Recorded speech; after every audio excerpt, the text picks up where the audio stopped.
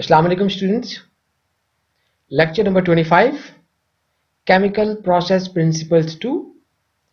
आज के इस लेक्चर में हम बात करेंगे ऐसे सिस्टम्स पर कि जिन सिस्टम्स में हमारे पास कोई केमिकल रिएक्शंस हो रहे हों, यानी कि हम बात करेंगे energy balances on reactive systems. तो जैसा कि आप लोग जानते हैं कि हमारे पास अभी तक हम और जो प्रॉब्लम्स कर चुके हैं उनमें हमने कभी भी केमिकल रिएक्शन की बात नहीं की। तो हम सिर्फ केमिकल रिएक्शंस के अलावा वाले जनरल बैलेंसेस की हम बात कर रहे थे, यानी कि the balances in which there was no chemical reaction being taking place. अब हम ऐसे केमिकल रिएक्शंस की ऐसे एनर्जी बैलेंसेस की बात करेंगे जहां पर कोई केमिकल रिएक्शन हो रहा हो, कोई केमिकल चेंज हो रही हो। तो उससे पहले मैं कुछ बेसिक्स आप लोगों को रिवाइज करवाना चाहूँगा। ये बेसिक्स हो सकता है कि आप लोग एफएससी के अंदर जो है केमिस्ट्री वगैरह के सब्जेक्ट्स के अंदर पढ़ चुके हों। Just simple balance chemical equations देखेंगे, कुछ हम लिमिटिंग रिएक्टेंट, एक्सेस रिएक्टेंट्स, इस तरह की चीज़ों पर हम बात करेंगे। तो ये रिवीजन है थोड़े से कॉन्सेप्ट्स बिल्डिंग के लिए, उसके बाद डायरेक्टली हम प्रॉब्लम स्टार्ट करेंगे। अच्छा जी, देखिए कि ये एक केमिकल इक्वेशन मैंने यहां पर लिखी हुई है। 2SO2 plus O2 gives you 2SO3। तो जब भी आप कोई केमिकल रिएक्शन देखते हैं, कोई केमिकल इक्वेशन देखते हैं, तो सबसे पहले आपने उसको ये देखना है कि ये इक्वेशन आया बैलेंस्ड इक्वेशन है कि ये एक बैलेंस जो है, अगर इक्वेशन नहीं है तो इसको आपने बैलेंस करना है। तो हमारे पास इस तरह के सवालात, अभी जो हम सवाल शुरू करेंगे, तो सबसे पहले कोई भी केमिकल रिएक्शन आपके पास आता है तो आपने उसको देखना है कि वो बैलेंस्ड होना चाहिए। बैलेंस कैसे होना चाहिए? मसलन देखिए, आपके पास यहाँ पर 2 सल्फर्स हैं, यहाँ पर भी आपके पास 2 सल्फर हैं। इस तरह ऑक्सीजन देखिए 2 to the 4, 4 plus 2 6 और 2 multiplied by 3 6। तो ये एक बैलेंस्ड हमारे पास केमिकल रिएक्शन है जिसमें तमाम जो एलिमेंट्स हैं उनकी जो क्वांटिटी है वो सेम है। तो इस तरह का जो अब आपके पास कोई बैलेंस्ड केमिकल रिएक्शन होता है तो उसके अंदर अगर आप रिएक्टेंट्स देखें या प्रोडक्ट्स देखें तो आपके पास यहां पर जो ये नंबर्स लिखे हुए होते हैं, तो ये आपके पास स्टाइकोमेट्रिक कॉफिशिएंट्स होते हैं। ये जो आपको नंबर नजर आ रहे हैं, अगर कोई नंबर नहीं है, जैसे ऑक्सीजन के साथ कुछ नहीं लिखा हुआ, तो ये आपका इसका मतलब है कि ये 1 है। तो ये आपके पास स्टाइकोमेट्रिक कॉफिशिएंट्स हैं। जैसे कि ये SO2 के साथ 2 है, O2 के साथ कुछ नहीं है तो 1 है, SO3 के साथ 2 है। ये सब आपके पास स्टाइकोमेट्रिक कॉफिशिएंट्स हैं। तो बैलेंस केमिकल रिएक्शन के अंदर आप जब आपके पास जो रिएक्टेंट्स हैं, उन रिएक्टेंट्स के साथ जो स्टाइकोमेट्रिक कॉफिशिएंट्स मौजूद हैं, और ये क्योंकि बैलेंस इक्वेशन है तो इसकी वजह से हम ये कहेंगे कि आपके पास ये जो सब्सटेंसेस हैं ये दोनों अपनी स्टाइकोमेट्रिक प्रोपोर्शन में मौजूद हैं। स्टाइकोमेट्रिक प्रोपोर्शन का क्या मतलब है? यानी कि if we want to complete this reaction stoichiometrically, हम इसको स्टाइकोमेट्रिकली इस रिएक्शन को कंप्लीट करवाना चाहते हैं, तो उसका मतलब ये होगा कि आपके पास 2 मोल्स SO2 के 1 मोल O2 के साथ रिएक्ट करें। यानी कि जब जब आपके 2 मोल्स SO2 के 1 मोल्स ऑफ SO2 के साथ रिएक्ट करेंगे, आपका ये रिएक्शन स्टाइकोमेट्रिकली कंप्लीट हो जाएगा और आपको 2 मोल्स SO2 SO3 के मिल जाएंगे। इसका मतलब ये है कि बैलेंस केमिकल रिएक्शन में आपके पास एक स्टाइकोमेट्रिक प्रोपोर्शन आ जाती है। वो प्रोपोर्शन ये कहती है कि for every 2 moles of SO2 we need 1 mole of O2. So this is called stoichiometric proportion. तो इसके अंदर हमारे पास जो रेशियो है, अगर आप देखिए, जब भी ये रेशियो आपको, अगर आप इस रिएक्शन को कंप्लीट करवाना चाहते हैं, तो आपको सही करवाना चाहते हैं, तो आपको ये रेशियो मेंटेन रखना पड़ेगी। तो जैसे आपने ये देखा कि इसके अंदर अगर हम ये कहता हूं कि मोल्स आपके पास 2:1 आपके पास यहां पर है, तो लेट से कि अगर आप इस तरह करें कि ये 4 moles of SO2 will react with 2 moles of O2, it is still correct। क्यों? क्योंकि आपके पास 2:1 मेंटेन हो रही है। तो हम, या इस तरह अगर मैं ये कहूं कि 1 mole of SO2 reacting with 0.5 moles of O2, it is still correct. Why? क्योंकि हमारे पास वो स्टाइकोमेट्रिक प्रोपोर्शन जो है उसकी, तो बैलेंस, जब भी बैलेंस रिएक्शन हो, उस बैलेंस रिएक्शन के अंदर हमारे पास जब वो रिएक्टेंट्स जो है रिएक्ट कर रहे होंगे और वो जो उनकी बैलेंस्ड क्वांटिटी की मदद से वो जो उनके स्टाइकोमेट्रिक कोफिशिएंट्स आपको यहां से जो मिलते हैं, उनसे हमें पता चलता है कि हमें इस रिएक्शन को स्टाइकोमेट्रिकली कंप्लीट करवाने के लिए हमें कितने मोल्स दरकार होंगे। तो इस चीज का बहुत इस्तेमाल है। तो हमारे पास जब भी आपने केमिकल रिएक्शन कोई देखना है, उसको चेक करना है कि ये बैलेंस है कि नहीं है। अगर ये बैलेंस नहीं है तो उसको बैलेंस करें, क्योंकि जब वो रिएक्शन बैलेंस हो जाएगा हमें मालूम हो जाएगा कि अब हमारे पास उस रिएक्शन के अंदर वो हमें क्या क्या चीज दरकार है और किस तरीके से हम उस रिएक्शन को कंप्लीट कर सकते हैं।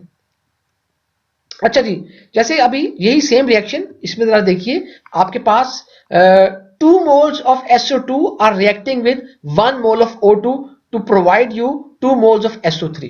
तो हमारे पास जब इस तरह के रिएक्शन होते हैं तो रिएक्शन के अंदर हमारे पास एक लिमिटिंग रिएक्टेंट होता है और एक एक्सेस रिएक्टेंट होता है। तो हम अब इनकी बात कर रहे हैं कि ये लिमिटिंग और एक्सेस रिएक्टेंट क्या है। तो बेसिकली देखिए, जैसे ये केमिकल रिएक्शन है और इस केमिकल रिएक्शन के अंदर हमारे पास जिस वक्त आपके पास एक रिएक्टेंट अगर पहले खर्च हो जाता है, यानी कि एक रिएक्टेंट हमारा रिएक्शन में पहले कंज्यूम हो गया as compare to the second reactant, इसका मतलब है कि वो रिएक्टेंट जो कि पहले कंज्यूम हो गया है, आप उसको कहेंगे कि वो आपका लिमिटिंग रिएक्टेंट है। दूसरा क्या है? ऐसा रिएक्टेंट जो कि स्टाइकोमेट्रिक प्रोपोर्शन से कम प्रोवाइड किया गया है। मसलन आप देखिए कि यहां पर हमें यह पता चला था कि 2 मोल्स ऑफ SO2 के लिए 1 मोल ऑफ O2 चाहिए, यानी कि अगर यहां पर 2 मोल्स ऑफ SO2 की जगह पे 1 मोल ऑफ SO2 प्रोवाइड कर दूं, तो अब आपकी ये जो बैलेंस रिएक्शन उस वक्त होता था जब आपके पास 2:1 हो। अब आपके पास 1:1 हो गई है, आपने SO2 कम मिकदार में प्रोवाइड किया है। SO2 is not balance anymore, SO2 proportional नहीं रहा। अब SO2 आपका रिएक्शन के अंदर पहले कंज्यूम हो जाएगा, वो पहले खत्म हो जाएगा क्योंकि वो कम आपने दिया है, इसलिए SO2 को मैं कहूंगा ये लिमिटिंग रिएक्टेंट है। याद रहे, इसमें गलती आपने ये नहीं करनी, इसका इस बात से कतई ये मतलब नहीं है कि कोई चीज कितनी कम है। मसलन आप यहां पे देख रहे हैं कि भाई लेट्स से कि अगर आप ये कहें कि यार यहां पर मैं 2 मोल्स की जगह पर 1.75 मोल्स दे दूं, तो आप कहो कि नहीं नहीं यार ये 1.75 मोल्स ज्यादा है 1 मोल से। इसका इस बात से कोई ताल्लुक नहीं है। हमें बैलेंस इक्वेशन देखनी है। बैलेंस इक्वेशन में 2 moles SO2 need 1 mole of O2। अगर आपके पास SO2 2 मोल से कम होंगे तो फिर इस रिएक्शन के अंदर आपका जो लिमिटिंग रिएक्टेंट है वो SO2 हो जाएगा। इसी तरह आपको यहां पर देखिए 1 मोल ऑफ O2 चाहिए, अगर आपके पास 0.5 मोल ऑफ O2 आ गए, अगेन यू हैव जो oxygen which is less than it's stoichiometric proportion. तो अब आपके पास वो ऑक्सीजन क्योंकि स्टाइकोमेट्रिक प्रोपोर्शन से कम है, लिहाजा हमारे पास जो O2 है वो लिमिटिंग रिएक्टेंट होगा। और लिमिटिंग रिएक्टेंट का मतलब क्या होगा कि ये O2 रिएक्शन के अंदर पहले कंज्यूम हो जाएगी। तो देखिए हमारे पास जो असल में रिएक्शन होते हैं, उन रिएक्शन में हमेशा आपके पास कोई लिमिटिंग रिएक्टेंट होगा, कोई एक्सेस रिएक्टेंट होगा। ये इसलिए किया जाता है कि रिएक्शन के अंदर हम हमेशा एक रिएक्टेंट ज्यादा डालते हैं दूसरे रिएक्टेंट की मदद से, ताकि उस रिएक्शन को सक्सेसफुली कंप्लीट किया जा सके। तो रिएक्शन की कंप्लीशन का पता ही यही चलता है कि अगर आपके पास एक रिएक्टेंट पहले खत्म हो गया, कंज्यूम हो गया, so that means your reaction is now complete, क्योंकि वो कंज्यूम हो गया। तो याद रखिएगा, इसमें हमारे पास जब जब हम ये केमिकल रिएक्शंस कर रहे होते हैं, तो अगर आपके ये दोनों रिएक्टेंट स्टाइकोमेट्रिक प्रोपोर्शन में हो, अब देखिए अगर आपके पास 2 मोल्स ऑफ SO2 हो और 1 मोल ऑफ O2 हो, तो फिर क्या होगा, इनमें अब कोई लिमिटिंग रिएक्टेंट नहीं है, इनमें कोई एक्सेस रिएक्टेंट नहीं है, ये दोनों रिएक्टेंट सेम है, ये रिएक्शन में एक ही वक्त में कंज्यूम हो जाएंगे। तो जो लिमिटिंग रिएक्टेंट है आपके पास वो ऐसा रिएक्टेंट होगा जो रिएक्शन में पहले कंज्यूम हो जाएगा, पहले खत्म हो जाएगा, तो इसीलिए उसको हम लिमिटिंग रिएक्टेंट कहते हैं। तो इसीलिए, और ये जो लिमिटिंग रिएक्टेंट है इसकी दूसरी निशानी क्या है कि ये लिमिटिंग रिएक्टेंट अपनी स्टाइकोमेट्रिक प्रोपोर्शन से कम होगा तो ये पहले खत्म हो जाएगा। अगर वो स्टाइकोमेट्रिक प्रोपोर्शन के मुताबिक होगा तो वो फिर जो है पहले खत्म नहीं होगा, बल्कि वो दोनों, अगर ये दोनों अपनी स्टाइकोमेट्रिक प्रोपोर्शन में है तो दोनों एक ही वक्त में खत्म होंगे। तो जैसे कि मैंने आपको अभी बताया कि क्योंकि ये 2 मोल्स SO2 और ये 1 मोल ऑफ O2 है, बैलेंस केमिकल रिएक्शन है, ये दोनों चीजें अपनी स्टाइकोमेट्रिक प्रोपोर्शन में है, तो ये दोनों चीजें केमिकल रिएक्शन में एक ही वक्त में खत्म होंगी। आपके पास जो है इसके अंदर कोई लिमिटिंग रिएक्टेंट नहीं होगा। उसके मुकाबले में अगर SO2 की मिकदार 2 मोल से कम होगी, उसकी स्टाइकोमेट्रिक प्रोपोर्शन, ऐसा भी हो सकता है, देखिए आपके पास, अगर हम ये इसको डबल कर देते हैं, लेट्स से कि यहाँ पे अगर आपके पास अगर आपके पास 2 मोल्स ऑफ O2 हो, then you should have 4 moles of SO2। तो आपने देख लेना है प्रोपोर्शन से, अगर SO2 कम होगी then SO2 will be the limiting reactant, अगर O2 अपनी स्टाइकोमेट्रिक प्रोपोर्शन से कम होगी then O2 will be the limiting reactant. अच्छा जी, उसके मुकाबले में एक्सेस रिएक्टेंट क्या है? तो एक्सेस रिएक्टेंट बिल्कुल एक, अगर आपके पास एक लिमिटिंग रिएक्टेंट है तो फिर जो दूसरा रिएक्टेंट होगा वो एक्सेस रिएक्टेंट होगा। दूसरी इसकी क्या निशानी होती है कि जो एक्सेस रिएक्टेंट होगा वो अपनी स्टाइकोमेट्रिक प्रोपोर्शन से ज्यादा होगा। तो आपके पास जब भी स्टाइकोमेट्रिक प्रोपोर्शन से कोई चीज ज्यादा है तो वो आपके पास एक्सेस रिएक्टेंट होगी। मसलन जरा देखते हैं, आपके पास एक बैलेंस केमिकल रिएक्शन है, SO2 के 2 मोल्स हैं, O2 के 1 मोल हैं, इसका मतलब है कि आपके पास ये दोनों बराबर हैं। लेकिन अगर आपके पास O2 के 2 मोल्स हो जाएं तो फिर क्या होगा, हमारे पास जो O2 है, क्योंकि वो फिर अब आपके पास 1:1 आ गई है, क्योंकि आपके पास ये 2 मोल्स ऑफ SO2 और 2 मोल्स ऑफ O2 हो जाएंगे, तो फिर आपके पास ये 1:1 बन गई है।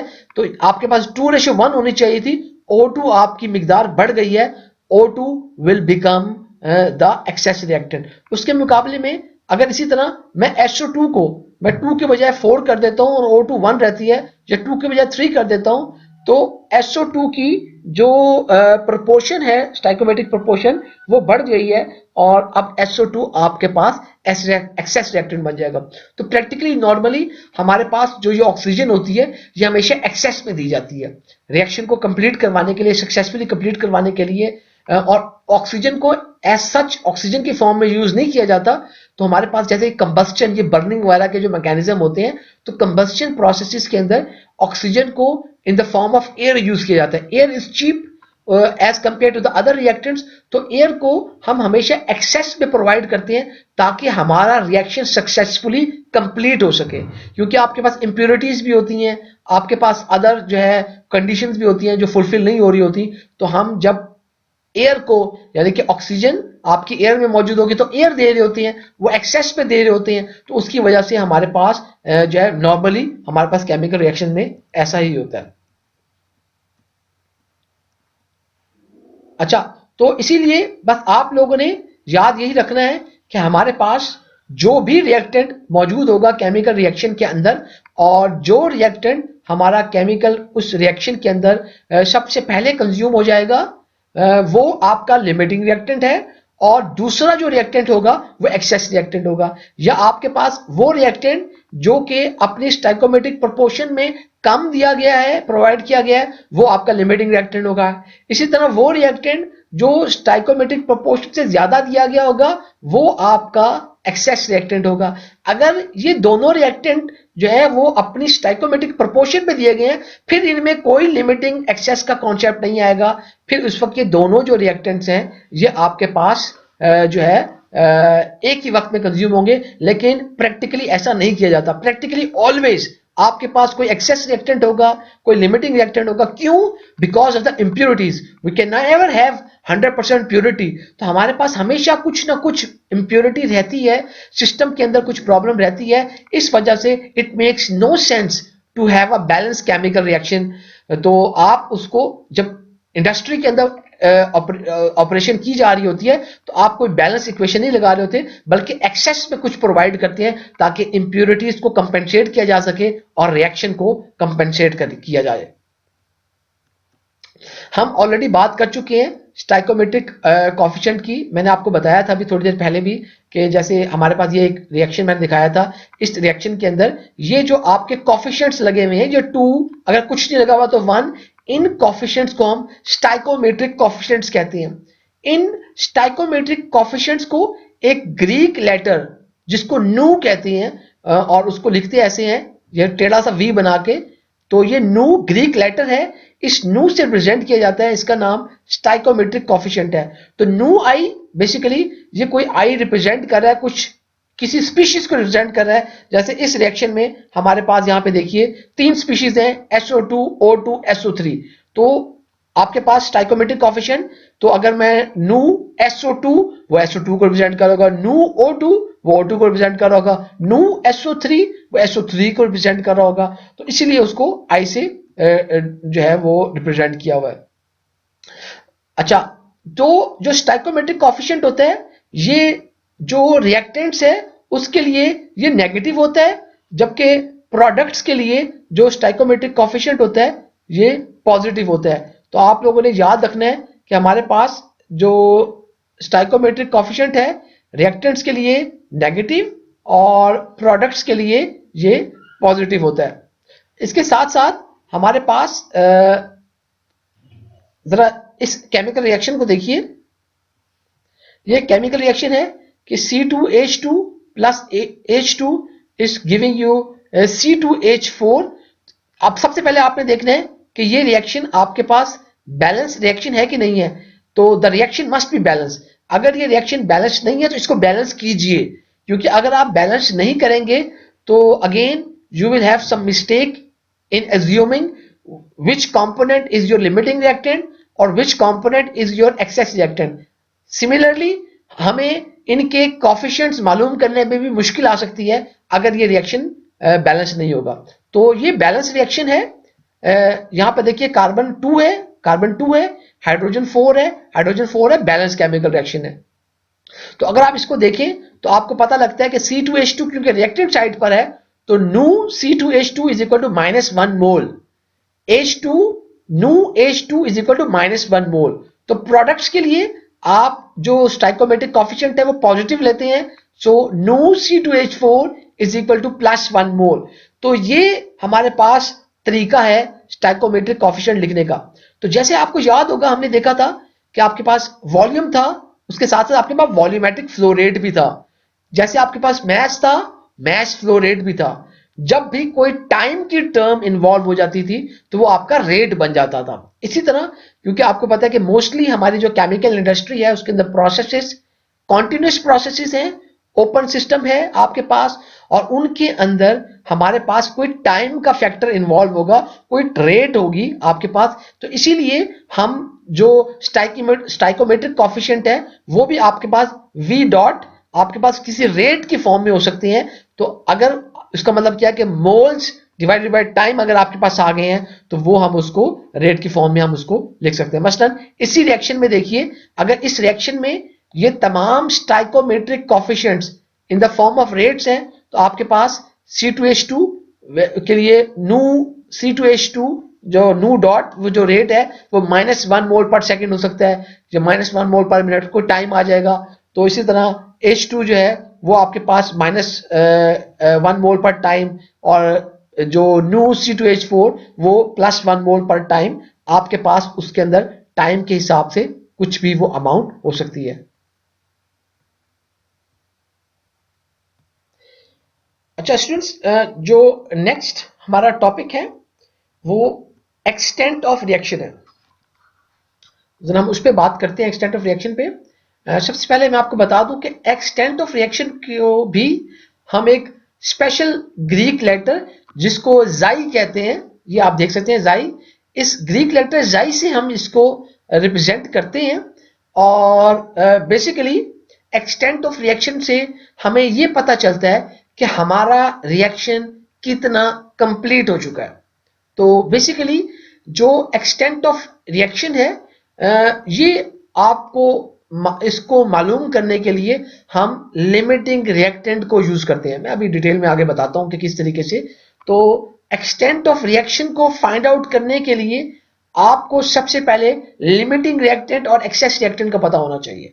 आपको अगर आपके रिएक्शन में लिमिटिंग रिएक्टेंट का पता है तो आप extent of reaction find out कर सकते हैं। तो एक्सटेंट ऑफ रिएक्शन से हमारी क्या मुराद है कि आपके पास देखिए कि इनिशियली अगर कोई रिएक्शन स्टार्ट होता है तो आपके पास स्टार्ट में कोई रिएक्टेंट्स होंगे, प्रोडक्ट नहीं होंगे। आपको पता है कि इनिशियली आपके पास, लेट्स इस रिएक्शन को देखते हैं कि अगर आपके पास ये अज्यूम किया जाए, क्योंकि हमें नहीं पता कि ए कौन सी स्पीशीज है, हमें नहीं पता बी कौन सी स्पीशीज है, हमें नहीं पता सी कौन सी स्पीशीज है। क्योंकि हम इन तीन स्पीशीज को नहीं जानते इसलिए हमने इनके साथ सिर्फ ये कोफिशिएंट्स लिखे हुए हैं। तो हम एज्यूम ये कर रहे हैं कि एक ये बैलेंस्ड केमिकल रिएक्शन है।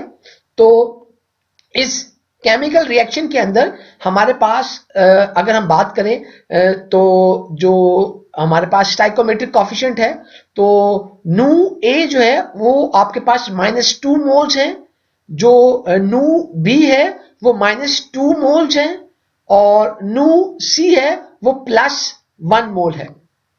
और जब आप ये रिएक्शन स्टार्ट करेंगे तो स्टार्ट में आपके पास इनिशियली कुछ ए मोल्स होंगे, कुछ आपके पास बी के मोल्स होंगे और सी के मोल आपके पास शुरू में रिएक्शन के स्टार्ट में नहीं होंगे।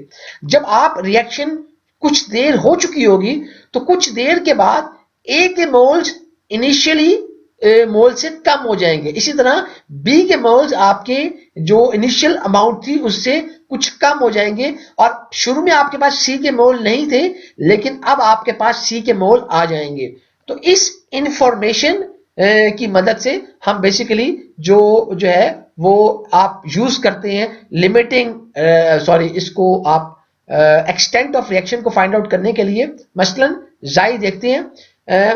अगर आपको पता है कि लिमिटिंग रिएक्टेंट क्या है तो लिमिटिंग रिएक्टेंट के लिए ये आप इसको जाई को फाइंड आउट करते हैं इस तरीके से कि मिसाल के तौर पर आपके मोल्स फाइनली आपके मोल्स जो है जो आउटलेट पर माइनस आपके मोल्स इनिशियली या आपके मोल्स इनलेट पर क्या थे divided by the stoichiometric coefficient. यानी कि फर्ज की बात है, हमें पता है कि आपका लिमिटिंग रिएक्टेंट क्या है। अगर इस रिएक्शन में मैं गौर करूं और मुझे यह पता हो कि मेरा, क्योंकि ये बैलेंस है तो इसके बजाय देखने के बजाय इस पे बात करते हैं। लेट्स से अगर मुझे ये पता हो कि इस रिएक्शन में मेरे पास, इसी को एज्यूम कर लेते हैं फिलहाल, अगर ये एज्यूम करते हैं कि जो ए है आपका वो लिमिटिंग रिएक्टेंट है तो फिर क्या होगा कि final moles of A minus initial moles of A divided by the stoichiometric coefficient of A. तो आपके पास, क्योंकि वो लिमिटिंग रिएक्टेंट है, उससे जो आपके पास चीज आएगी वो जाई आएगी, आपके पास एक्सटेंट ऑफ रिएक्शन आपके पास आ जाएगा। तो एक्सटेंट ऑफ रिएक्शन को जब हम लिखते हैं तो एक्सटेंट ऑफ रिएक्शन को लिखने के लिए जब आप इसी तरह मोल्स को आप आपस में उनको फाइनल और इनिशियल को माइनस कर लें तो आपके पास वो मोल्स आ जाएंगे। और इसी तरह आपके पास, क्योंकि stoichiometric coefficient also represent moles, तो आपके पास मोल्स आपस में कट जाएंगे।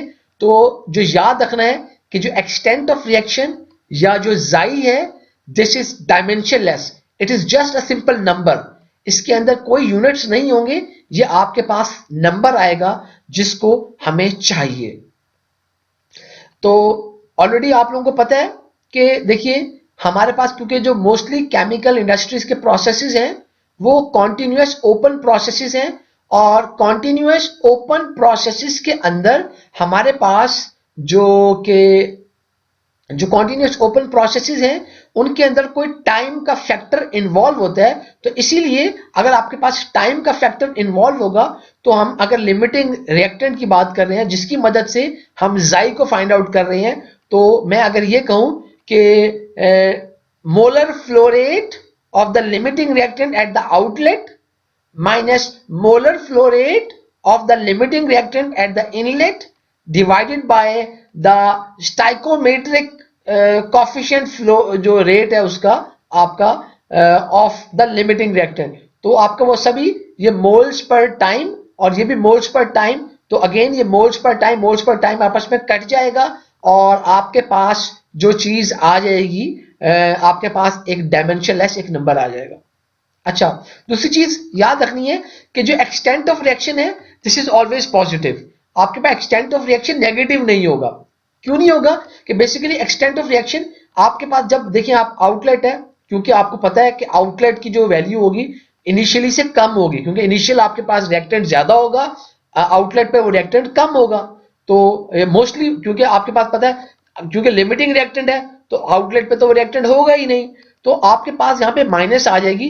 तो हमने माइनस को नहीं आपके पास आ जाएगी, तो इसीलिए आपके पास, क्योंकि जो और रिएक्टेंट है, रिएक्टेंट का स्टाइकोमेट्रिक कोएफिशिएंट हमेशा नेगेटिव होता है, तो नेगेटिव नेगेटिव ये दोनों वैल्यूज आपके पास प्लस आ जाएंगी। तो याद रखना कि जो जाई है वो आपके पास प्लस में आएगी या आपके पास वैल्यू नेगेटिव में नहीं आएगी।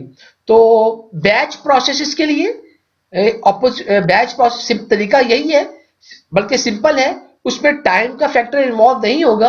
आपके पास कुछ मोल्स होंगे जो आउटलेट पर या आपको जो है बाद में मिलेंगे, और minus moles at the inlet divided by the stoichiometric coefficient आपके पास। तो इसीलिए आपके पास n out minus n in over nu i, तो उसकी मदद से हम यहाँ पर ये एक्सटेंट ऑफ रिएक्शन हम इसको जाई को मालूम कर सकते हैं।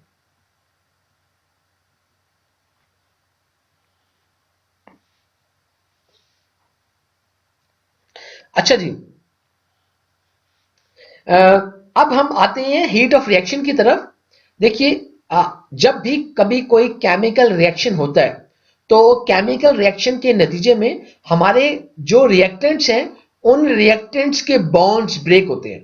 तो जब आप बॉन्ड्स ब्रेक करना चाहते हैं यू नीड एनर्जी, तो एनर्जी यूज होती है, और एनर्जी यूज करके ही हमारे वो जो बॉन्ड्स हैं बेसिकली वो ब्रेक हो जाते हैं। So that means the reactants will use that energy to break the bonds. अच्छा, अब आपके पास जब नया कंपाउंड, उस रिएक्शन के नतीजे में कोई नया कंपाउंड जनरेट हो रहा है, कोई नया कंपाउंड बना है, that means new bonds are being created.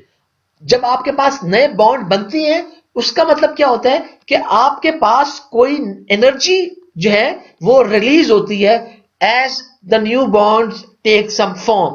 तो अब आप देखिए कि आपके पास किसी भी केमिकल रिएक्शन के अंदर एनर्जी कंज्यूम भी हो रही होती है, एनर्जी रिलीज भी हो रही होती है। तो हमारे पास वो जो सिस्टम है उस केमिकल रिएक्शन का, वो जो पूरा सिस्टम है उसके अंदर इंटरनल एनर्जी चेंज हो रही होती है, क्योंकि इंटरनल एनर्जी चेंज होगी तो आपकी सिस्टम की एंथैल्पी भी चेंज हो जाएगी।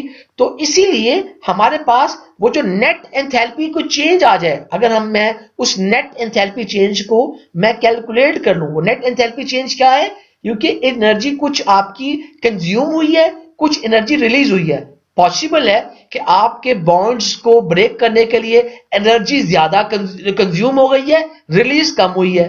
कुछ ये भी पॉसिबल है कि बॉन्ड्स ब्रेक करने के लिए एनर्जी कम लगी थी, लेकिन नए जो बॉन्ड्स बने हैं उनकी वजह से एनर्जी रिलीज ज्यादा हो गई है।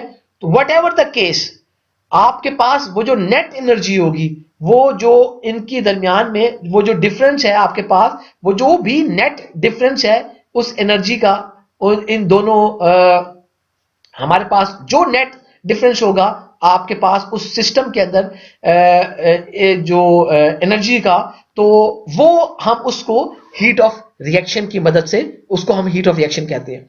अच्छा, तो जो हीट ऑफ रिएक्शन है, हीट ऑफ रिएक्शन को बताने के लिए it is always at some specified temperature and pressure. तो बेसिकली हीट ऑफ रिएक्शन के लिए आपको स्पेसिफाई, ये हमेशा एक स्पेसिफाइड टेम्परेचर और प्रेशर पर होगी। मतलब कि अगर आपके टेम्परेचर और प्रेशर चेंज होते हैं तो हीट ऑफ रिएक्शन की जो अमाउंट है वो भी चेंज हो जाएगी, because the heat of the reaction depends upon the temperature and pressure. अच्छा, फिर इसी तरह देखिए कि हमारे पास आप इसको इसीलिए हम कह सकते हैं कि जो हीट ऑफ रिएक्शन है बेसिकली ये एक एंथैल्पी डिफरेंस है, जब आपके पास स्टाइकोमेट्रिक प्रोपोर्शंस में मौजूद रिएक्टेंट्स किसी स्पेसिफाइड टेम्परेचर और प्रेशर पर कंप्लीटली रिएक्ट कर लेते हैं और हमारे जो प्रोडक्ट मिलते हैं वो प्रोडक्ट भी उसी टेम्परेचर और प्रेशर पर होती है, तो हमारे पास वो जो एंथैल्पी डिफरेंस आया है उस एंथैल्पी डिफरेंस को हम हीट ऑफ रिएक्शन कहते हैं। तो बहुत सिंपल है। तो आपके पास हीट ऑफ रिएक्शन क्या होगी? ये हीट ऑफ रिएक्शन एक एंथैल्पी डिफरेंस है। ये कौन सा एंथैल्पी डिफरेंस है? ये वो एंथैल्पी डिफरेंस है जिस वक्त स्टाइकोमेट्रिकली एक बैलेंस्ड केमिकल रिएक्शन है, तो वो जो स्टाइकोमेट्रिक क्वांटिटीज के अंदर जो रिएक्टेंट्स हैं, वो रिएक्टेंट्स किसी स्पेसिफाइड टेम्परेचर और प्रेशर पर जब कंप्लीटली रिएक्ट कर लेते हैं और उसके बाद वो जो प्रोडक्ट्स बनते हैं वो भी उसी टेम्परेचर और प्रेशर पर होते हैं, तो आपको वो जो एंथैल्पी डिफरेंस जनरेट हुआ है उस एंथैल्पी डिफरेंस को हम हीट ऑफ रिएक्शन कहेंगे। एक एग्जांपल देखते हैं छोटी सी, इसको एक्सप्लेन फर्दर करने के लिए। देखिए, एक ये केमिकल रिएक्शन मैंने लिखा है, CaC2 solid plus 2H2O liquid gives you CaOH twice plus C2H2 gas. अच्छा, तो आपके पास इस केमिकल रिएक्शन के अंदर हमारे पास ये देखिए कि Ca एक है, ठीक है, C2 आपके पास दो है, ठीक है, H2 आपके पास 4 है, दो, और ये दो 4, ठीक है, ऑक्सीजन दो है, तो आपके पास दो। This is a balanced chemical reaction. जो तमाम एलिमेंट्स हैं उनके एटम्स जो हैं उनकी सबकी वो तादाद बराबर है आपके पास। तो आप जो है ये एक बैलेंस केमिकल रिएक्शन है। तो अब इस बैलेंस केमिकल रिएक्शन के अंदर जरा आप देखिए, हम इस बैलेंस केमिकल रिएक्शन की जो हीट ऑफ रिएक्शन है at 25 degree C and 1 atmosphere, वो -125.4 किलो जूल है। तो आपके पास अगर ये जो रिएक्शन है, इस रिएक्शन के, ये आपके पास एक बैलेंस केमिकल रिएक्शन है, स्टाइकोमेट्रिक प्रोपोर्शंस के अंदर चीजें मौजूद हैं, तो ऐसा हो सकता है, देखिए आप अगर स्टाइकोमेट्रिक प्रोपोर्शन इसको कायम रखते हैं, यहां पे 1 के बजाय 2 आ जाए और ये 2 के बजाय 4 हो जाएगा, again they are in a stoichiometric proportion. तो आपके पास जब तक ये रिएक्शन स्टाइकोमेट्रिक प्रोपोर्शन में मौजूद है और ये रिएक्शन आपके पास 25 डिग्री सी और 1 एटमॉस्फेयर के ऊपर हो रहा है, तो आपके पास वो जो हीट ऑफ रिएक्शन है वो आपके पास उसकी अमाउंट्स होंगी ये। लेकिन एक चीज आपने याद रखनी है कि हमारे पास ये जब हीट ऑफ रिएक्शन की कोई वैल्यू नेगेटिव में आती है, तो इसका मतलब है कि आपके पास ये जो रिएक्शन है जिसकी डेल्टा एच आर नेगेटिव है, this reaction is an exothermic reaction which is releasing heat, यानी कि वो हीट रिलीज कर रहा है, वो हीट डिस्चार्ज कर रहा है, तो उसमें से हीट निकल रही है, इसलिए वो एक्सोथर्मिक रिएक्शन है at some temperature T and pressure P। इसी तरह अगर हमारे पास कोई ऐसा डेल्टा एच आर है जो कि आप अगर ये कहें कि ये जो डेल्टा एच आर है, ये डेल्टा एच आर हमारे पास पॉजिटिव है। पॉजिटिव होने का मतलब ये है कि आपको इस रिएक्शन को हीट चाहिए। ये रिएक्शन एक एंडोथर्मिक रिएक्शन है, इस रिएक्शन को कंप्लीट करने के लिए आपको हीट चाहिए, तो आप ये कहेंगे कि इस रिएक्शन की जो जिसकी डेल्टा एच आर पॉजिटिव है, this reaction is endothermic at temperature T and pressure P। एक बड़ी जो इंटरेस्टिंग फैक्ट है वो ये कि हमारे पास इन रिएक्शंस के अंदर खास तौर पर जब भी आपके पास प्रेशर की अमाउंट अगर कम है, प्रेशर लो प्रेशर है या माइल्ड प्रेशर है, तो जो डेल्टा एच आर है वो फिर लो प्रेशर्स के ऊपर डिपेंडेंट नहीं रहता, वो फिर सिर्फ टेम्परेचर पर डिपेंडेंट होगा। यानी कि आप इसको ऐसे भी कह सकते हैं कि at low temperatures delta H R या heat of the reaction is only dependent on temperature. That means if the temperature is high, तो उसकी वजह से आपके पास वो उसकी जो वैल्यू है वो कम या ज्यादा होगी, वो प्रेशर को ऊपर वो डिपेंड नहीं कर रहा होगा। तो आप इसलिए आप लोगों ने खास तौर पर याद रखना है कि हम इसलिए बाज़ औक़ात हम ये कह देती हैं कि जो हीट ऑफ रिएक्शन है this is strongly dependent on temperature instead of pressure. लेकिन याद रखना है ये प्रेशर सिर्फ आपका जब आपका लो प्रेशर है तब तक तो ये बात सही है। अगर प्रेशर बहुत ज्यादा हाई आ गया है तो फिर आपके पास ये चीज दुरुस्त नहीं रहेगी और उस वक्त आपको ऊपर वो फिर प्रेशर के ऊपर भी डिपेंडेंट होगा। अच्छा देखिए, एक चीज और, लेट से कि हम रिएक्टेंट्स की जो अमाउंट है उसको अगर हम डबल कर देते हैं, तो अब क्या होगा, अगर आप देखिए रिएक्टेंट्स की अमाउंट को हम डबल कर दें, तो जो आप देखिए आपके पास अगर वो जो कंडीशन गिवन थी, उस कंडीशन के अंदर हम रिएक्टेंट्स की अमाउंट, जो भी आपके पास टेम्परेचर प्रेशर था, उस टेम्परेचर प्रेशर पर जब आपने रिएक्टेंट्स की अमाउंट क्वांटिटीज को डबल कर दी है, उसकी वजह से जो रिएक्टेंट्स हैं उनकी एंथैल्पी उस कंडीशन पर डबल हो जाएगी। इसी तरह जब वो डबल हो जाएगी, तो वो जो प्रोडक्ट्स हैं, उन प्रोडक्ट्स की जो क्वांटिटीज हैं वो भी डबल हो जाएंगी। जब प्रोडक्ट्स की क्वांटिटीज डबल हो जाएंगी, तो उनकी एंथैल्पी भी डबल हो जाएगी। इसी तरह क्योंकि जो एंथैल्पी डिफरेंस है, वो हीट ऑफ द रिएक्शन है, वो भी डबल हो जाएगी। तो आप लोगों ने याद रखना है, अगर हमारे पास जो कि हीट ऑफ द रिएक्शन, आपके पास यही अगर अमाउंट, ये अगर अमाउंट सब डबल हो जाए, तो आपकी हीट ऑफ द रिएक्शन भी डबल हो जाएगी। तो इसलिए इसको भूलना नहीं है। हमारे पास अगर टेम्परेचर प्रेशर उसका सेम रहता है, वो तो आपके पास सिर्फ आपने क्वांटिटी डबल की है, तो वो भी आपके पास जो है वो डबल हो जाएगी, उसकी हीट ऑफ रिएक्शन की वैल्यू भी डबल हो जाएगी। टेम्परेचर प्रेशर के साथ साथ जो हीट ऑफ रिएक्शन है, वो आपके रिएक्टेंट्स और प्रोडक्ट्स के फेजेस पर भी डिपेंड करती है। मसलन रिएक्टेंट आपके सॉलिड है, लिक्विड है, गैसियस, किस स्टेट में है, उनकी स्टेट के ऊपर भी बहुत ज्यादा डिपेंडेंट है हमारे पास डेल्टा एच आर, और ये स्टेट चेंज हो जाने से भी आपकी डेल्टा एच आर या हीट ऑफ रिएक्शन की वैल्यू चेंज हो जाएगी।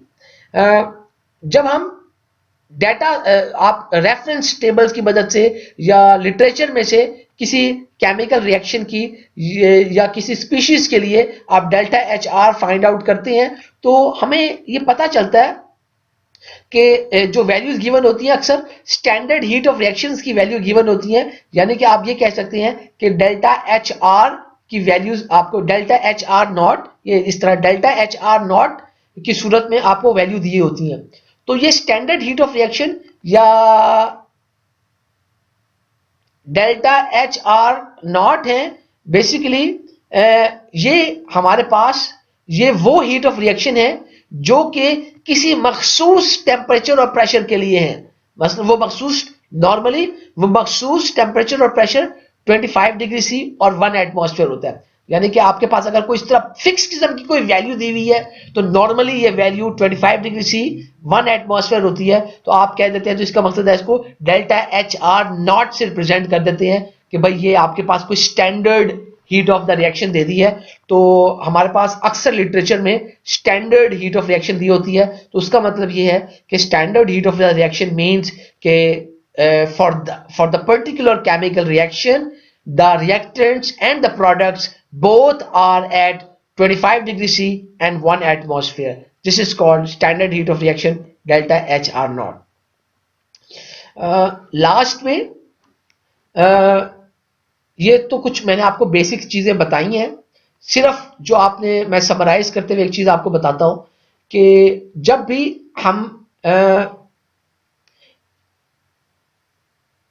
रिएक्टिव बैलेंसेस पे बात करते हैं, और रिएक्टिव बैलेंसेस के अंदर ऐसे बैलेंसेस जिनके अंदर खास तौर पर अगर आपके पास कोई सिंगल केमिकल रिएक्शन हो रहे हो, मल्टीपल केमिकल रिएक्शन है, सिंगल केमिकल रिएक्शन है, और उस वक्त सिंगल केमिकल रिएक्शंस के लिए हमारे पास जब हम बात करते हैं, तो हमारे पास बैच जो आपके पास प्रोसेस है या कंटिन्यूस प्रोसेसेस है, उसके अंदर बेसिकली आपके पास देखिए, आपने एंथैल्पी जो फाइंड आउट करते हैं, आपको पता है जो डेल्टा एच आप पहले एनर्जी बैलेंसेस के अंदर करते रहे हैं विदाउट केमिकल रिएक्शंस, वो क्या होती है, वो जो आपकी डेल्टा एच होती है वो आपकी आउटलेट माइनस इनलेट, यानी कि जो आपकी sum of all the streams at the outlet minus summation of all the streams at the inlet, वो जो आपकी डेल्टा एच आप फाइंड आउट करते थे, उस समेशन, वो जो आपकी आउटलेट माइनस इनलेट में आपने इस प्रोडक्ट को ऐड कर देना है। यानी कि the product of extent of reaction xi multiply by delta H R, यानी कि जो प्रोडक्ट है जाई एंड हीट ऑफ रिएक्शन का। तो जाई और हीट ऑफ रिएक्शन को जब आप उसको जब मल्टीप्लाई कर लेते हैं, तो उस वक्त आपके पास जो है वो जो प्रोडक्ट आ जाता है, उस प्रोडक्ट को वो जो summation of outlet minus inlet उसके अंदर आप ऐड कर जाएंगे, तो ये अब आपके पास डेल्टा एच बन जाएगी for the reactive energy balances. तो बस उसमें ये चीज ये होती है कि अगर आपके पास कॉन्टिन्यूस प्रोसेस है, कोई टाइम की टर्म इन्वॉल्व है, तो टाइम की टर्म के लिए आपके पास वो फिर जो हीट ऑफ द रिएक्शन होगी वो फिर टाइम की टर्म में इन्वॉल्व आएगी, क्योंकि जो जाई है वो तो डायमेंशन लेस है, उस पर कोई फर्क नहीं पड़ेगा हमारे पास। इस तरह इसको हम यूज कर सकते हैं। एक प्रॉब्लम देखते हैं ताकि हम इन कॉन्सेप्ट्स को सॉलिडिफाई कर सकें कि हमारे पास रिएक्टिव बैलेंसेस किस तरह के होते हैं। प्रॉब्लम की स्टेटमेंट देखते हैं। प्रॉब्लम नंबर 42 है, 100 moles per second of ammonia and 200 moles per second of oxygen are fed into a reactor in which ammonia is completely consumed. The product gas emerges at 300 degrees C. Calculate the rate at which heat must be transferred to or from the reactor, assuming operation at approximately 1 atmosphere. The standard heat of reaction for the oxidation of ammonia is given below. 4NH3 gas plus 5O2 gas gives you 4NO gas plus 6H2O vapors. Delta HR naught is equal to minus 904.7 kilojoules per second. तो सवाल इसमें ये था हमारे पास basically कि हमने 100 moles per second ammonia और 200 moles per second ammonia एक रिएक्टर के अंदर हम जो है उसको फीड कर रहे हैं, और एक ऑक्सीडेशन रिएक्शन हो रहा है, एमोनिया को ऑक्सीडाइज किया जा रहा है, और एमोनिया जो है इस रिएक्टर के अंदर कंप्लीटली कंज्यूम हो जाती है, एमोनिया नहीं आपकी बचती। जो प्रोडक्ट बन रहा है वो प्रोडक्ट हमारे पास जो गैसियस फॉर्म में 300 डिग्री सी टेम्परेचर पर हमें वो मिल रहा है। हमने मालूम करना है कि हम इस सिस्टम को हीट दें या इस सिस्टम में से हीट रिमूव करें, ताकि हमारे पास ये जो हमारा प्रोडक्ट है उस प्रोडक्ट का जो टेम्परेचर है वो 300 डिग्री सी और उसका जो प्रेशर है 1 एटमॉस्फेयर उसको मेंटेन किया जा सके। तो हमने ये फाइंड आउट करना है कि इस सिस्टम को हीट हम देंगे या इस सिस्टम से हीट लेंगे, यानी कि heat is being transferred to और heat is being transferred from. तो देनी है कि लेनी है, हमने ये फाइंड आउट करना है। और इस सिस्टम के लिए हमें जो स्टैंडर्ड हीट ऑफ रिएक्शन है वो स्टैंडर्ड हीट ऑफ रिएक्शन हमारे पास रिएक्शन भी गिवन है, standard heat of the reaction भी गिवन है आपके पास। आप याद करना है, आप याद रखना है आप लोगों ने, क्योंकि जो स्टैंडर्ड हीट ऑफ रिएक्शन होती है वो ये होती है कि आपके पास जो रिएक्टेंट्स हैं और जो प्रोडक्ट्स हैं वो दोनों आपके पास जो हैं वो बेसिकली 25 डिग्री सी और 1 एटमॉस्फेयर पे होते हैं। तो उस वक्त वो जो हीट ऑफ रिएक्शन होती है, यानी कि जो स्टैंडर्ड हीट ऑफ रिएक्शन है डेल्टा एच आर नॉट, ये वो वैल्यू है जिस वक्त आपके रिएक्टेंट्स और प्रोडक्ट्स दोनों कंप्लीटली कंज्यूम हो जाते हैं और आपके पास जो चीज यानी कि जो रिएक्टेंट्स हैं वो कंज्यूम हो जाते हैं और आपके पास जो है वो दोनों का टेम्परेचर प्रेशर सेम होता है। तो उस वक्त आप जो है वो delta H R not use करते हैं। उसके साथ साथ हमारे पास सीपी की ऑक्सीजन NOH2O के लिए हमारे पास जो सीपी की पोलिनोमियल फॉर्म में हमारे पास इक्वेशंस गिवन है। तो हमने मालूम बस यही करना है कि इस सिस्टम के अंदर हमारे पास जो हीट रिक्वायरमेंट है वो क्या होगी। जो सीपी की तमाम वैल्यूज हैं ये तमाम वैल्यूज किलो जूल्स पर मोल पर डिग्री सी में है, और जो टेम्परेचर है वो तमाम जो टेम्परेचर है वो आपके पास डिग्री सी में वो आपके पास वैल्यूज गिवन है। तो हमारे पास गिवन डाटा क्या है, आपके पास एक मोलर फ्लो रेट है अमोनिया का which is 100 moles per second. इसी तरह हमारे पास मोलर फ्लो रेट है ऑक्सीजन का 200 moles per second. Temperature T1 reactant side पर टेम्परेचर की बात कर रहे हैं, कोई टेम्परेचर गिवन नहीं था तो हम एज्यूम कर रहे हैं कि the temperature must be 25 degree C, क्योंकि हम इसके अंदर स्टैंडर्ड हीट ऑफ रिएक्शन को भी यूज करेंगे। तो इसके लिए आप कह सकते हैं कि हमने इसको एज्यूम कर लिया, हमें मालूम नहीं था, तो T1 वो 25 डिग्री सी होगा। जो प्रोडक्ट गैस का टेम्परेचर है T2 हमें गिवन है 300 डिग्री सी। हमें इस सवाल में ये पता है कि जो अमोनिया है वो कंप्लीटली कंज्यूम हुई है, तो कंप्लीटली कंज्यूम होने का मतलब ये पॉसिबल है कि वो जो है लिमिटिंग रिएक्टेंट है, क्योंकि जो चीज पहले खर्च हो गई है, एक चीज कंप्लीटली कंज्यूम हो गई है, वो लिमिटिंग रिएक्टेंट है। तो सिर्फ अब हम उसको कैलकुलेट करके जरा देख लेंगे कि चेक कर लेंगे हाँ भाई वाकई ये लिमिटिंग रिएक्टेंट है या नहीं है। केमिकल रिएक्शन हमें गिवन है 4NH3 gas plus 5O2 gas 4NO gas plus 6H2 vapour. आप इसको चेक कर लें कि ये बैलेंस केमिकल रिएक्शन है कि नहीं।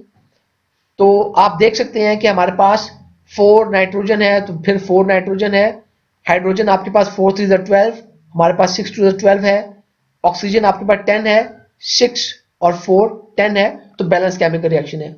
जो डेल्टा HR नॉट है वो -904.7 किलो जूल पर सेकेंड, ये भी आपके पास जो है दोनों हमारे पास मौजूद हैं। क्यू हमने वैल्यू गिवन है, तो क्यू हमने फाइंड आउट करना है। तो स्टार्ट उसी तरह हमारे पास बैलेंस केमिकल रिएक्शन लिखकर ही हम इस सारे स्टेप को इसको स्टार्ट करेंगे।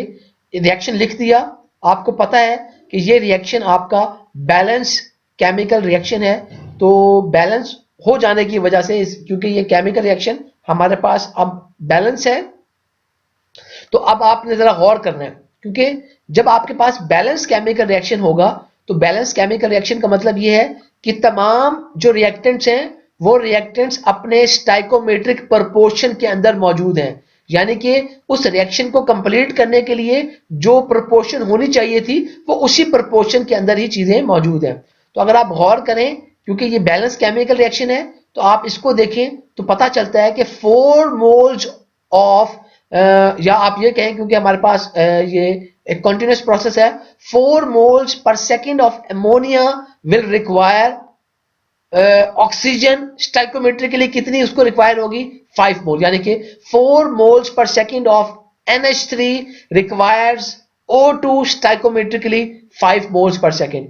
अगर 4 मोल्स पर सेकेंड के लिए 5 मोल्स पर सेकेंड चाहिए तो 1 मोल्स पर सेकेंड के लिए कितनी चाहिए होगी, वो चाहिए होगी हमें 5/4, क्योंकि आपके पास 4 के लिए 5 है तो 1 के लिए 5 डिवाइड बाय 4, सो 1 मोल पर second of ammonia requires O2 stoichiometrically 5/4 moles per second. हमें इस सवाल में जो स्टेटमेंट में हमें यह बताया गया था कि 100 मोल्स पर सेकेंड अमोनिया की प्रोवाइड की गई है, इसका मतलब है कि हम 100 moles per second of NH3 requires O2 stoichiometrically 5/4 is equal to 125 moles per second. देखिए अब हमें पता चल गया कि हमारे पास अगर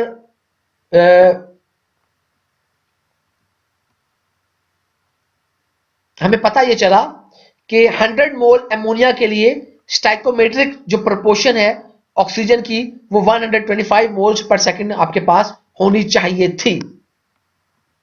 अच्छा, लेकिन आप जरा गौर कीजिए, हमें होनी चाहिए थी, तो हमने इसको मालूम करने में, क्योंकि सवाल में बता दिया गया था कि आपके पास जो अमोनिया है, तो हमने जो अमोनिया थी वो पहले कंज्यूम हो गई है और अमोनिया कंप्लीटली कंज्यूम हुई है, और जो सवाल की स्टेटमेंट को देखें तो पता चलता है कि आपके पास जो ऑक्सीजन थी वो 200 मोल्स पर सेकेंड प्रोवाइड की गई थी, क्योंकि oxygen 2 moles per second provide की गई है, 200 मोल्स पर सेकेंड प्रोवाइड की गई है, रिक्वायर्ड स्टाइकोमेट्रिकली 125 मोल्स पर सेकेंड थी।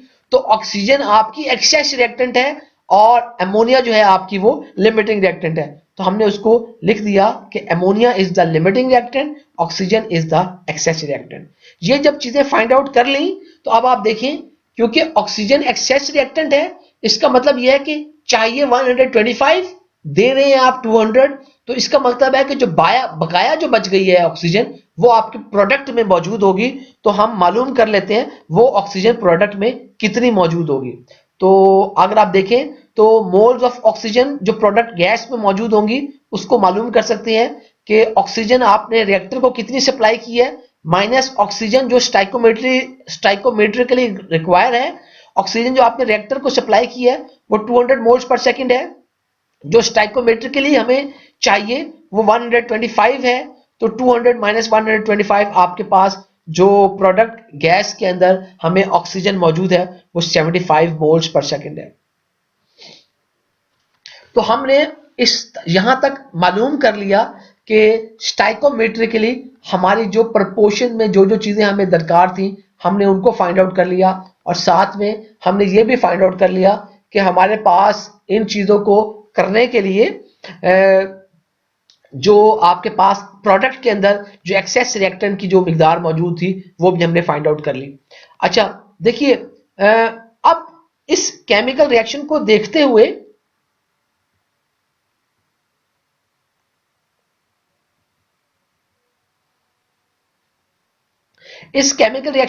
हुए अब मैं मालूम करूंगा कि स्टाइकोमेट्रिकली मुझे NO कितनी चाहिए और स्टाइकोमेट्रिकली मुझे ऑक्सीजन कितनी चाहिए। तो फिर मैं किस चीज के हिसाब को मैं चेक करूं, मैं इनको अमोनिया के हिसाब से चेक करूं या मैं इनको ऑक्सीजन के हिसाब से चेक करूं। याद रखिएगा, आपने जब इन प्रोडक्ट्स की अमाउंट को डिटरमिन करना है तो प्रोडक्ट्स की अमाउंट्स को डिटरमिन करने के लिए आपने जो है अपने लिमिटिंग रिएक्टेंट को मद्देनजर रखना है। लिमिटिंग रिएक्टेंट ही बेसिकली आपको NO और H2O की वैल्यूज आपको देगा, क्योंकि देखिए सवाल में गिवन था कि NO जो है आपके पास, जो अमोनिया है वो कंप्लीटली कंज्यूम हो जाती है। अमोनिया कंप्लीटली कंज्यूम हो गई है, जैसे ही अमोनिया आपकी कंज्यूम कंप्लीट हो जाएगी, उसकी कंजम्पशन कंप्लीट हो जाएगी, तो आपका रिएक्शन स्टॉप कर देगा, रिएक्शन मजीद नहीं होगा, प्रोडक्ट्स मजीद नहीं बनेंगे। इसका मतलब है कि लिमिटिंग रिएक्टेंट विल डिसाइड कि आपका कितना प्रोडक्ट बना है। तो हम इसीलिए लिमिटिंग रिएक्टेंट को कंसीडर करेंगे, लिमिटिंग रिएक्टेंट की मदद से चेक करेंगे कि स्टाइकोमेट्रिक प्रोपोर्शंस क्या हैं और हमारी इनकी क्या अमाउंट्स बनी है। तो केमिकल रिएक्शन को देखते हुए हमें पता चलता है, कि 4 moles per second of ammonia produces NO स्टाइकोमेट्रिकली 4 moles per second. तो आपके पास 1 मोल पर सेकेंड के लिए कितनी होगी, 1 मोल पर सेकेंड होगी। तो हमें रिएक्टर में कितनी दे रहे थे, 100 मोल पर सेकेंड। तो NO आपकी कितनी बनी, NO आपकी बन गई 100 मोल्स पर सेकेंड। तो हमने बिल्कुल निकाल लिया कि आपके पास जो मोल्स ऑफ NO है वो आपके पास 100 मोल्स पर सेकेंड है। इसी तरह रिएक्शन को देखते हुए देखिए कि 4 moles per second of NH3 produces H2O स्टाइकोमेट्रिकली 6 moles per second. तो आपके पास 1 मोल पर सेकेंड अमोनिया के लिए स्टाइकोमेट्रिकली H2O कितनी बनेगी, 6/4 मोल्स पर सेकेंड। हमारे पास सवाल में कितनी अमाउंट है, 100 मोल्स पर सेकेंड। तो 100 मोल्स पर सेकेंड के लिए बनेगी 6/4 multiply by 100 moles per second. तो इसको हम देख लेते हैं आपके पास कितनी है। तो 4 moles per second produces H2O स्टाइकोमेट्रिकली 6 moles per second. 1 के लिए कितनी होगी, 6 डिवाइडेड बाय 4। 4 के लिए 6 है तो 1 के लिए कितनी होगी, 6/4। और 100 के लिए कितनी होगी, 6/4 मल्टीप्लाई 100, तो हम 150 मोल्स पर सेकेंड। इसका मतलब है कि जो मोल्स ऑफ वाटर प्रोड्यूस होंगे वो 150 मोल्स पर सेकेंड होंगे।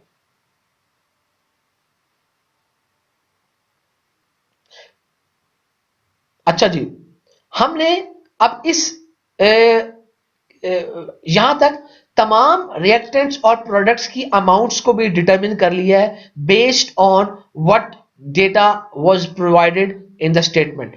स्टेटमेंट को देखते हुए हमें पता है कि जो जो चीजें हमें गिवन थी हमने उनकी मदद से तमाम चीजें फाइंड आउट कर ली हैं।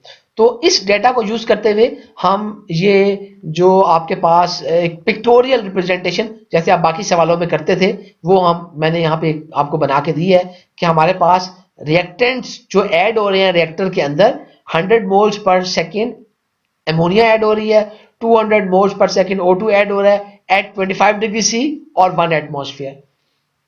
जो प्रोडक्ट्स बन रहे हैं, मुख्तलिफ किस्म के प्रोडक्ट्स आपको बन रहे हैं, 100 moles per second NO, 150 moles per second H2O, 75 moles per second O2। ये रिएक्शन के नतीजे में नहीं O2 आई थी बल्कि ये एक्सेस थी जो आपके पास आ गई है, और ये एक प्रोडक्ट गैस है जिसका टेम्परेचर 300 डिग्री C और 1 एटमॉस्फेयर है।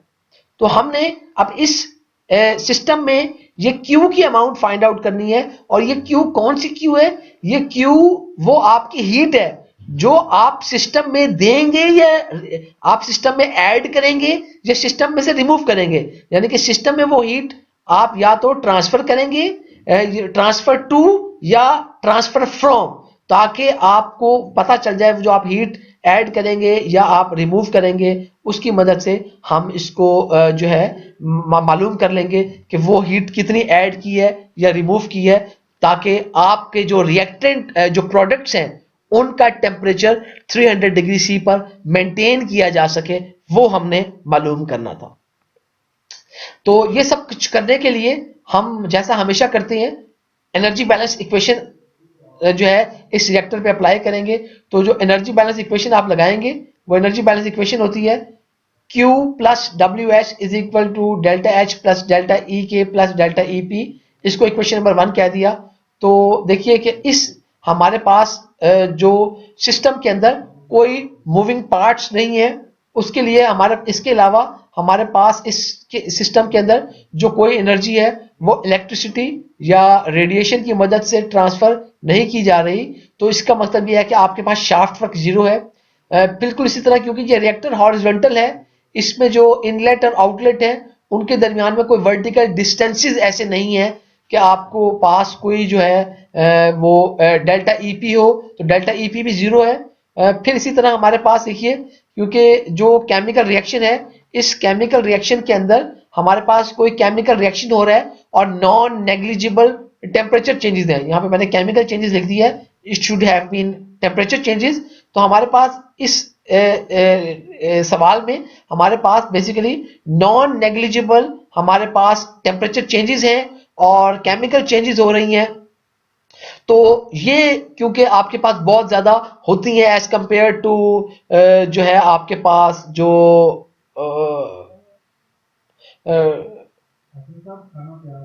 तो जो हमारे पास डेल्टा ई के है जो चेंज इन काइनेटिक एनर्जी है उसकी जो हमारे पास वैल्यू होगी वो हमारे पास जीरो हो जाएगी। तो हम इस वैल्यू को जीरो को हम इसको लिख सकते हैं कि इक्वेशन जो 1 है हमारे पास वो इक्वेशन 1 आपकी बन जाएगी delta H is equal to Q. उसको हमने लिख दिया delta H is equal to Q, वो आपके पास जो है इक्वेशन नंबर 2 आ जाएगी आपके पास। अच्छा, ये आपके पास delta H is equal to Q हमारे पास आ गई इक्वेशन नंबर 2। तो क्यों आई है कि ये तमाम जो आपके पास बाकी क्वांटिटीज थी वो तमाम की तमाम जो क्वांटिटीज थी वो क्वांटिटी हमें ये डब्ल्यू एच भी जीरो हो गई, डेल्टा ई के भी जीरो हो गई, डेल्टा ई पी भी जीरो हो गई।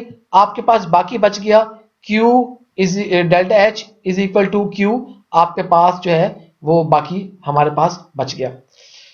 अच्छा, अब आप देखिए ऑलरेडी आपको पता है कि हमारे पास ऐसे केमिकल रिएक्शन ऐसे प्रोसेसेस जिनमें सिंगल केमिकल रिएक्शंस हो रहे हो तो वहां पर जो डेल्टा एच होती है उनकी जो चेंज इन एंथैल्पी होती है वो बेसिकली आपके पास जैसे पहले होती थी आउटलेट माइनस इनलेट में जस्ट आपने जाई और डेल्टा एच आर का प्रोडक्ट आपने ले लेना है। तो उस प्रोडक्ट को आज जब आप ले लेंगे तो ऐड कर देना है और वो आपके पास बाकी सेम रहेगी। तो ये इसी तरह मैंने इस इक्वेशन को लिखते हुए इक्वेशन नंबर 3 लिख दी है।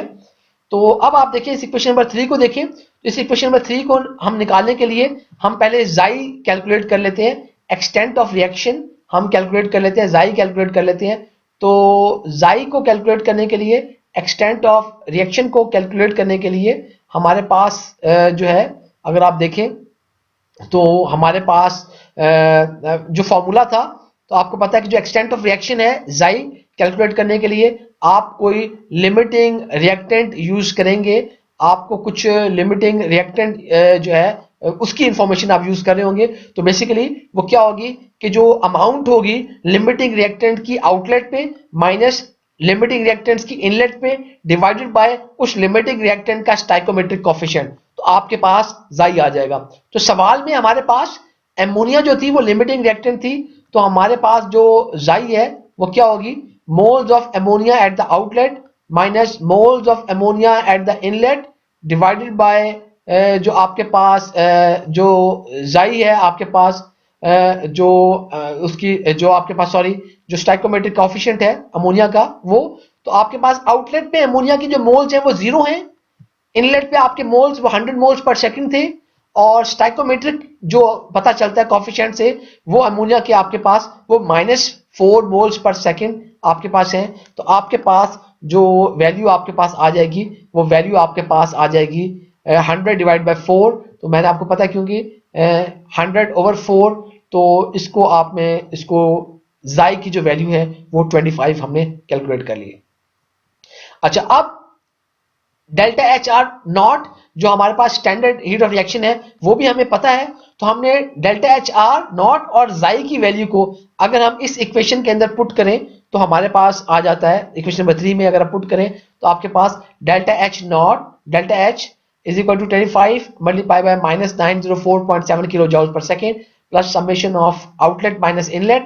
तो आपके पास इसको आपने मल्टीप्लाई कर लिया तो जो डेल्टा एच है वो -2261.7.5 kilo joule per second plus outlet minus inlet.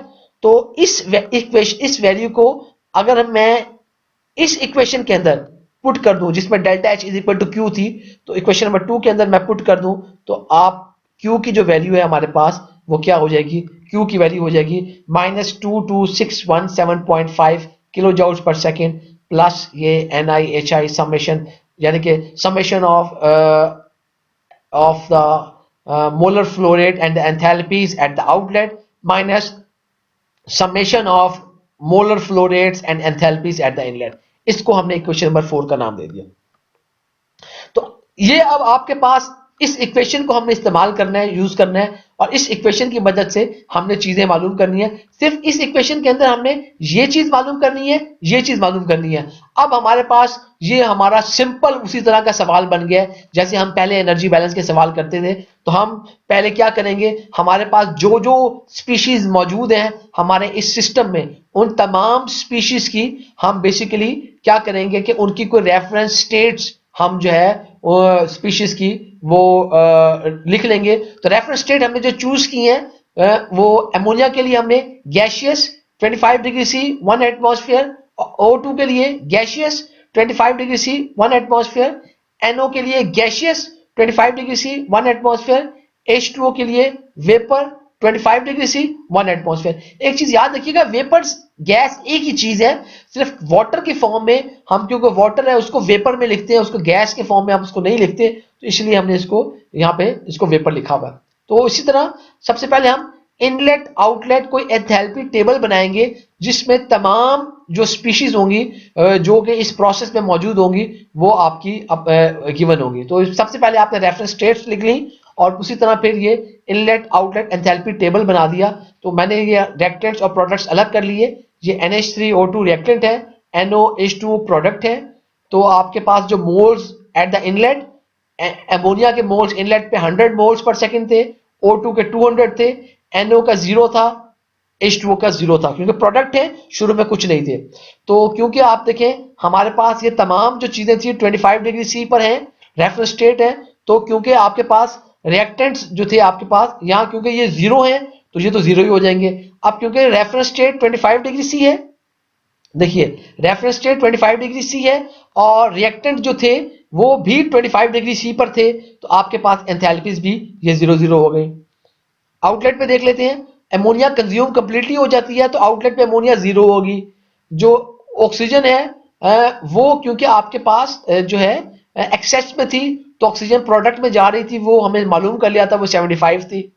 इसी तरह NO हमें पता थी, हमने कैलकुलेट की थी कि 100 मोल्स पर सेकंड बनी थी, H2O 150 मोल्स पर सेकंड बना।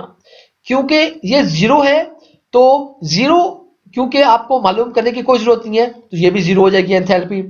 अच्छा, लेकिन क्योंकि ये अब 75 मोल्स है आउटलेट और आउटलेट का जो टेम्परेचर था वो 300 डिग्री सेंटीग्रेड टेम्परेचर था, हमारी जो रेफरेंस टेम्परेचर है वो आपका 25 डिग्री सी है और 1 एटमॉस्फेयर है, इसकी आपको H1 कैलकुलेट करना पड़ेगा। इसी तरह 100 है, 300 डिग्री सी पर है, आपके पास रेफरेंस 25 है तो H2 हम कैलकुलेट करेंगे। इसी तरह 150 पे हमने इसको कह दिया कि वो H3 हम इसको कैलकुलेट करेंगे।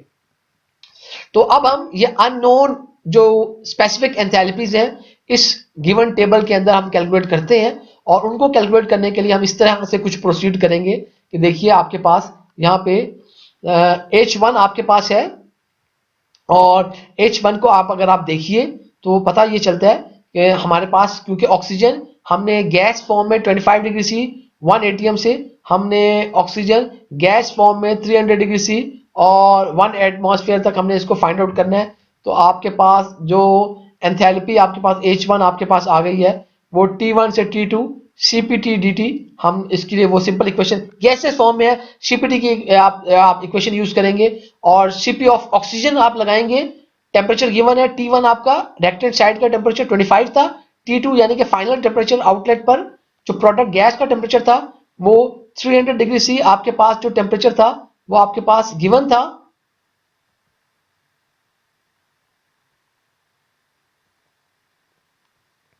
तो हमने जब उसको ये प्रोडक्ट का टेम्परेचर था तो आपने जस्ट सीपी की ऑक्सीजन की सीपी की आपने वो इक्वेशन आपने इंसर्ट कर दी।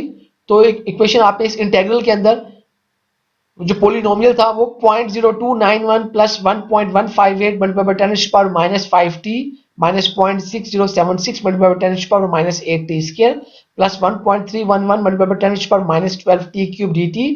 तो अब मैं आपको ये नहीं कहूंगा कि आप इसको मैथ का सवाल बना लेंगे, मैथ का सवाल नहीं है हमने इसीलिए इसको खोल के अब इंटीग्रल को सॉल्व करने की जरूरत नहीं है।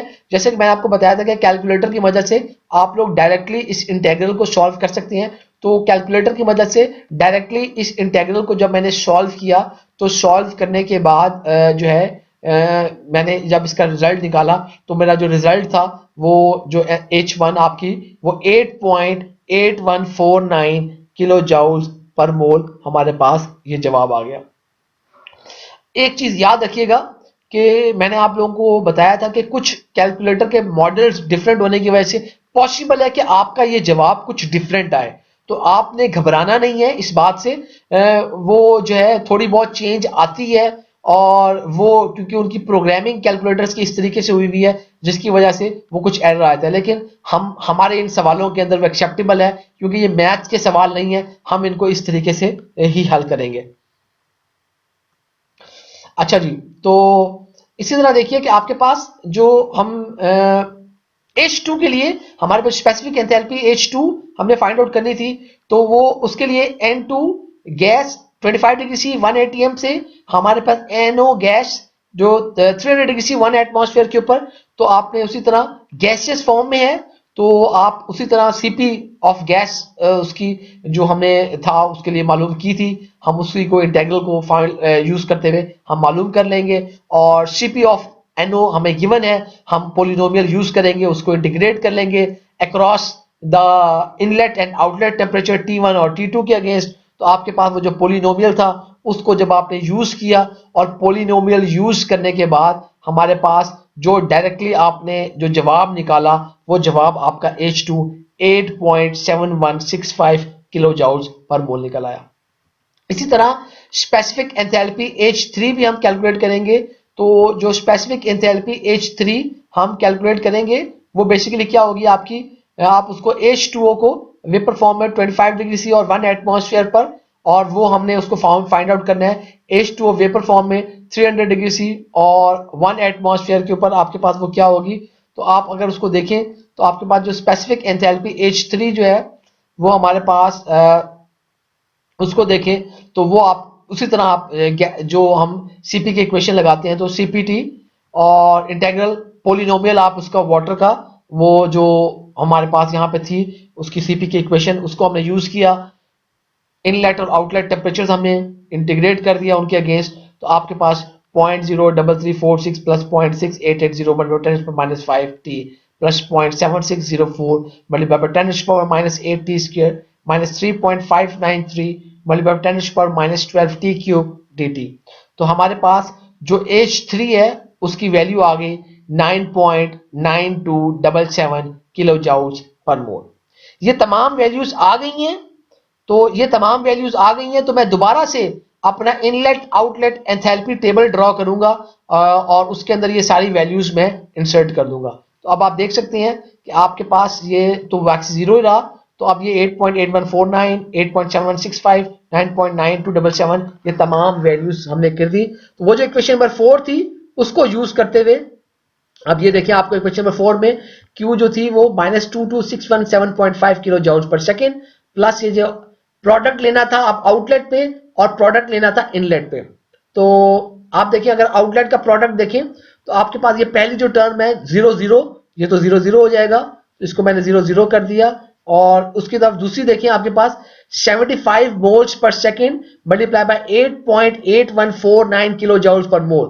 तो 75 moles per second multiply by 8.8149 kilo joules per mole. तो मोल मोल से कट गया तो आपके पास ये किलो जूल्स पर सेकेंड आ जाएगा। दूसरा आपके पास 100 moles per second multiply by 8.7165 kilo joules per मोल।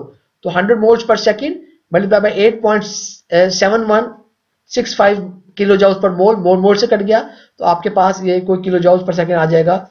इसी तरह आपके पास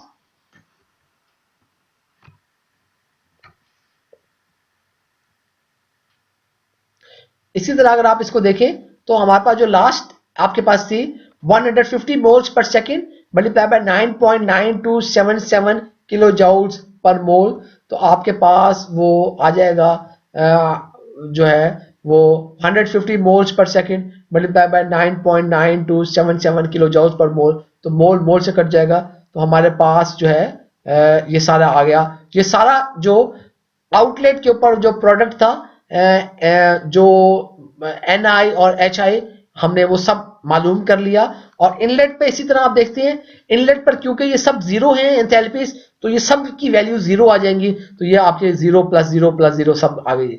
इसको अब आगे कंप्यूट कर लेते हैं। तो ये आपके पास जब इसको किया तो -22617.5 kilo joules per second plus ये तो खत्म था तो इनको मल्टीप्लाई कर लिया तो ये 661.1175 kilo joules per second plus ये 871.65 kilo joules per second plus 1489.15 kilo joules per second -0। तो आपने इसको फर्दर सॉल्व किया तो आपके पास Q की जो है वो -19595.5775 किलो जूल्स पर सेकेंड। ये किलोवाट में कन्वर्ट करने की जरूरत नहीं है। अगर आप इसको किलो जूल्स पर सेकेंड में रहने देते हैं तो भी ये दुरुस्त होगा, कोई इतना मसला नहीं क्योंकि स्पेसिफाई नहीं किया था। तो जस्ट इसको मैंने किलोवाट में इसको कर दिया था कि because it looks good to have values in kilowatt. तो लेकिन अगर किलो जूल्स पर सेकेंड में भी है तो भी कोई मसला नहीं है। तो इसको मैंने राउंड ऑफ करके जो Q आपका जवाब निकला है वो निकला है -19596 किलोवाट। क्या पता चला? पता ये चला, देखिए गौर कीजिए, वैल्यू नेगेटिव है। दैट मीन्स कि heat must be removed from the system या heat must be transferred from the system. तो आप देखिए इसका मतलब पता ये चला कि 19,596 kilowatt of heat must be transferred from या remove from, यानी क्या इसके लिए ये बोलने का तरीका है क्योंकि सवाल में ट्रांसफर फ्रॉम लिखा हुआ था लेकिन आप माइनस आया तो समझ जाइए आपको इस रिएक्टर में से कॉन्टिन्यूसली इतनी हीट रिमूव करनी पड़ेगी तो ही आपका जो प्रोडक्ट होगा उसका टेम्परेचर 300 डिग्री सी पर मेंटेन रहेगा। अगर आप जो है वो लेस हीट ट्रांसफर करेंगे या आपके किसी वजह से वो हीट ट्रांसफर ना हो सकी तो इसका मतलब क्या होगा कि आपके पास वो जो हीट ऑफ द रिएक्शन होगी वो रिएक्शन मिक्सचर में चली जाएगी और आपके पास जो रिएक्शन मिक्सचर जो प्रोडक्ट्स हैं उनका टेम्परेचर बढ़ जाएगा या आउटलेट टेम्परेचर बढ़ जाएगा। तो नॉर्मली क्या किया जाता है इस तरह के एक्सोथर्मिक रिएक्शन के अंदर जहां पे आपने प्रोडक्ट का टेम्परेचर आपने मेंटेन करना होता है तो प्रोडक्ट के टेम्परेचर को मेंटेन करने के लिए हमारे पास बेसिकली आपने सिस्टम में से हीट रिमूव करनी है तो हम इसको as a waste heat boiler के तौर पर इसको यूज करते हैं। मैं एक मिनट पिक्टोरियल डायग्राम निकाल रहा हूं।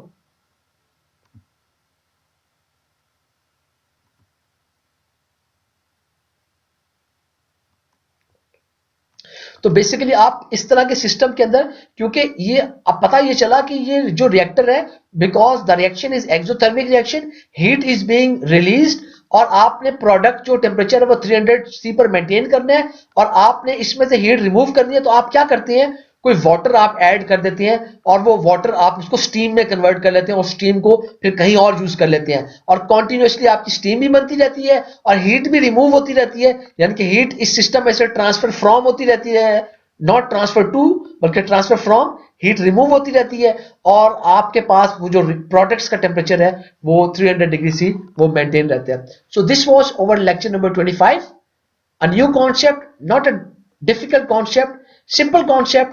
आपकी वही जो पिछली चीजें आपने पढ़ी हुई हैं उसी को यूज किया हमने।